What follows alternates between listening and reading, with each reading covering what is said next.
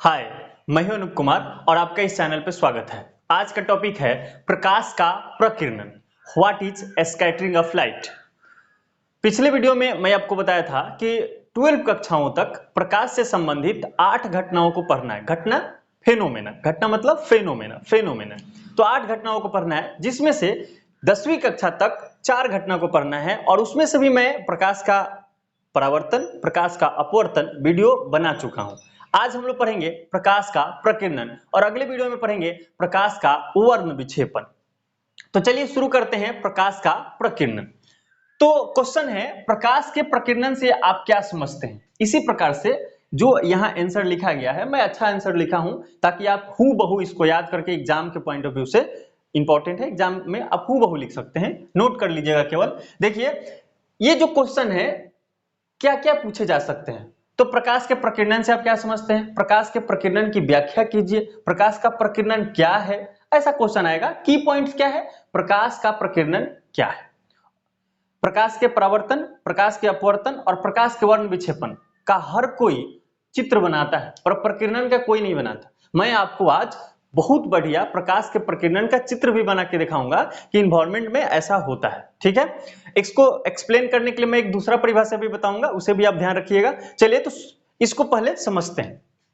जब सूर्य का प्रकाश पृथ्वी के वायुमंडल में प्रवेश करता है तो वायुमंडल में उपस्थित सूक्ष्म कणों जैसे जलवाष्प, धूलकण, विभिन्न गैसों के अणुओं एवं परमाणुओं द्वारा प्रकाश को अवशोषित कर लिया जाता है और पुनः सभी दिशाओं में उत्सर्जित कर दिया जाता है। प्रकाश के इस घटना को प्रकाश का प्रकीर्णन, स्कैटरिंग ऑफ लाइट कहा जाता है, जो चित्र से स्पष्ट है। मैं बनाऊंगा चित्र में, इसको समझते तो पहले, ऐसे तो आप कहीं भी किताब में देखेंगे तो मिल जाएगा।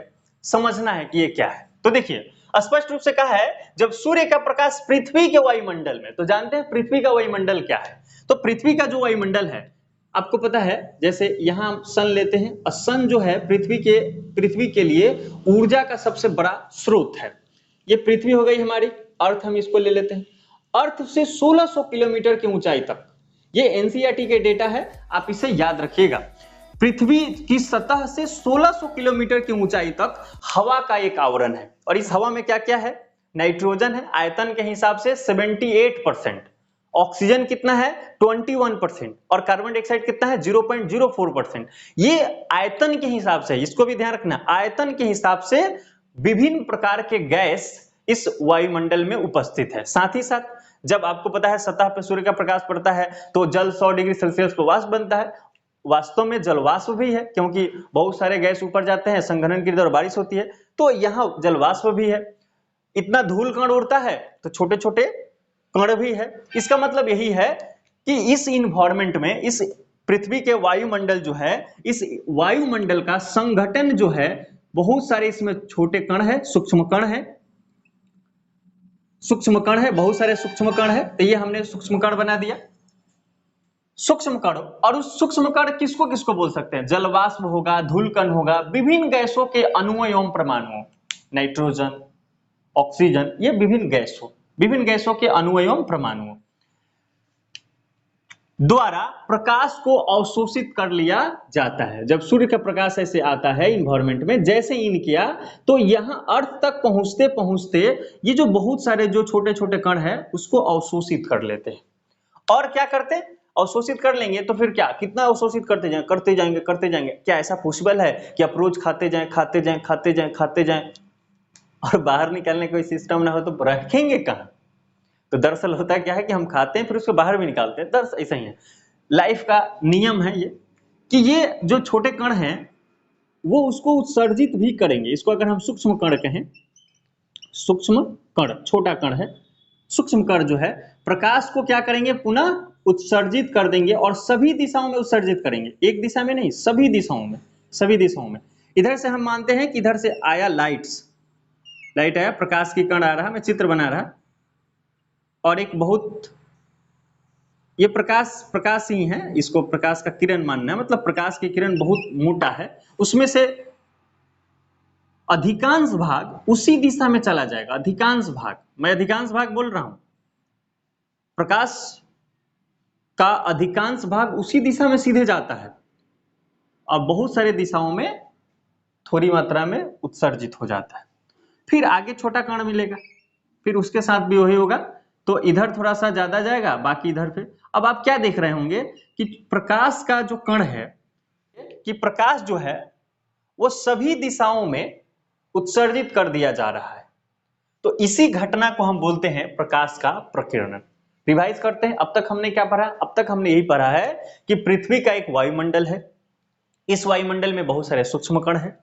जब सूर्य का प्रकाश वायुमंडल में प्रवेश करता है तो इन वायुमंडल के सूक्ष्म कणों के द्वारा प्रकाश को अवशोषित कर लिया जाता है, ऑब्जर्व कर लिया जाता है, सोख लिया जाता है और पुनः छोड़ दिया जाता है। इस घटना को ही प्रकाश का प्रकीर्णन कहते हैं। अब कहेंगे इस घटना से क्या फायदा होता है? बहुत सारे फायदे होते हैं, है ना। आप इसी से संबंधित इसी चैप्टर में आपको पढ़ना है कि खतरे का जो निशान होता है वो लाल कलर का क्यों बनाते हैं, आकाश का रंग नीला क्यों दिखाई देता है, अंतरिक्ष यात्री को आकाश काला क्यों दिखाई देता है, सूर्योदय और सूर्यास्त के समय लाल रक्तताप क्यों दिखाई देता है। ये सारी घटनाएं प्रकाश के प्रकीर्णन से ही समझना है। एक मैं आपको इंटरेस्टिंग बात बता रहा, उसको ध्यान से समझ लीजिए, बाकी सारे घटनाओं को आप एक्सप्लेन कर सकते हैं, है ना। तो यहाँ पे हम चित्र यही बनाएंगे, इस वायुमंडल वाला बात लिखने के बाद इस चित्र को हम बनाएंगे, है ना। सूक्ष्म कण लिखेंगे, यहाँ पे लिखेंगे ये सूर्य का प्रकाश है या श्वेत प्रकाश लिख देंगे इसको, ये प्रकाश है, प्रकाश गया सूक्ष्म कण पे, और ये उत्सर्जित प्रकाश कहेंगे इसको, उत्सर्जित, ये सबको क्या कहेंगे? उत्सर्जित प्रकाश, है ना। क्या कहेंगे? उत्सर्जित प्रकाश कहेंगे, उत्सर्जित प्रकाश या प्रकीर्णित प्रकाश इसको बोल सकते हैं, प्रकीर्णित, है ना। क्या बोलेंगे? प्रकीर्णित प्रकाश, स्कैटर्ड लाइट। तो प्रकीर्णित प्रकाश या उत्सर्जित प्रकाश कहेंगे, और इस उत्सर्जित प्रकाश की वजह से जो होगा इसके बारे में हम समझते हैं। तो देखिए एक छोटी सी घटना जिससे आपको बस समझ लेना है।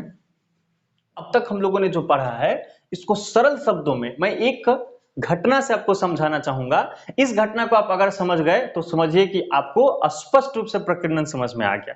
मैं आपको क्या बोल रहा कि मान लीजिए कि मेरा घर इस तरफ से है और पीछे सूर्य उपस्थित है आकाश में और सूर्य का प्रकाश पड़ रहा है।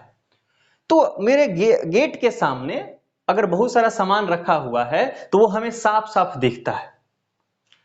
ये क्यों दिखता? प्रकाश के प्रकीर्णन की वजह से। देखिए मैं बनाने की कोशिश कर रहा, एक चित्र आपको बना रहा। ये है घर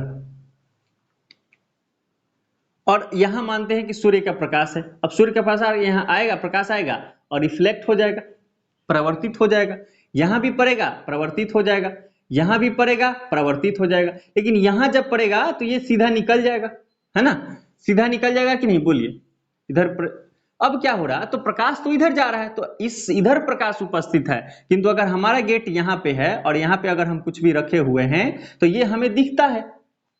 इट मीन्स यहां अंधेरा, स्पष्ट रूप से अंधेरा नहीं होता जिससे रात में होता है, अंधेरा नहीं रहता यहां। वास्तव में क्या हुआ? सूर्य का प्रकाश सीधा चलता है तो सीधा तो चल गया, इधर रिफ्लेक्ट हो गया, तो यहां तो पूरा अंधेरा हो जाना चाहिए, दिन में ही अंधेरा होना चाहिए, किंतु ऐसा नहीं होता। प्रकाश के प्रकीर्णन की वजह से नहीं होता, यहां साफ साफ चीजें दिखती है। होता क्या है कि जो प्रकाश आ रहा है, यहाँ पे जो वायुमंडल में छोटे छोटे जो कण है, ये कण सभी दिशाओं में, मतलब नीचे भी तो प्रकाश को प्रकीर्णित करेंगे, तो सभी दिशाओं में प्रकाश को प्रकीर्णित कर देते हैं और यहाँ पे हमें उजाला दिखने लगता है। वास्तव में क्या होगा कि भले यहां बहुत प्रकाश नहीं होगा, हमें धूप नहीं लगेगा, किंतु अंधेरा तो नहीं होगी, हम वहां पे सब कुछ साफ साफ देख सकते हैं। मैं पढ़ना चाहूं तो वहां बैठ के हम पढ़ सकते हैं, है ना। इसका मतलब ये हुआ इंटेंसिटी ऑफ लाइट, प्रकाश वहां बहुत कम मात्रा में होगा। जैसे बाहर अगर जहां धूप की चीज दिख रही है तो हम माने कि वहां 100 लाइट्स हैं, 100 प्रकाश पुंज है, तो वहां पे कम मात्रा में होगा, उसकी क्षमताएं कम होगी, पर अंधेरा नहीं होगा। क्यों क्षमताएं कम होगी? क्योंकि अधिकांश मात्रा में प्रकाश तो उसी दिशा में जाता है, प्रकीर्णित तो कम ही मात्रा में होता है ना, तो ये कमी प्रकीर्णित कम होगा, अधिकांश भाग उधर चला जाएगा, पर थोड़ी मात्रा में प्रकाश इधर प्रकीर्णित होती है, इस वजह से हमें यहाँ उजाला दिखेगा। आशा करते हैं कि आपको ये समझ में आया होगा। अगले वीडियो में हम लोग प्रकाश के वर्ण विक्षेपण को समझेंगे बहुत अच्छी तरीके से, और यदि आपका कमेंट्स रहा अगर आपने रिस्पॉन्स किया, आप चाहते हैं वास्तव में कि हमसे प्रकाश के प्रकीर्णन से संबंधित जो उदाहरण है कि आकाश का रंग नीला क्यों दिखाई देता है, सूर्य लाल रक्तताप सुबह और शाम में सूर्योदय और सूर्यास्त में क्यों दिखाई देता है, खतरे के निशान लाल कलर के ही क्यों बनाते हैं, तो इसके लिए आप कमेंट करिए, मैं देखूंगा। अगर आपने कमेंट किया तो मैं जरूर बनाऊंगा वीडियो। उम्मीद करते हैं कि आप खूब पढ़ाई कर रहे होंगे, घड़ी पढ़िए, जम के पढ़िए, अच्छा से पढ़िए। मिलते हैं नेक्स्ट वीडियो।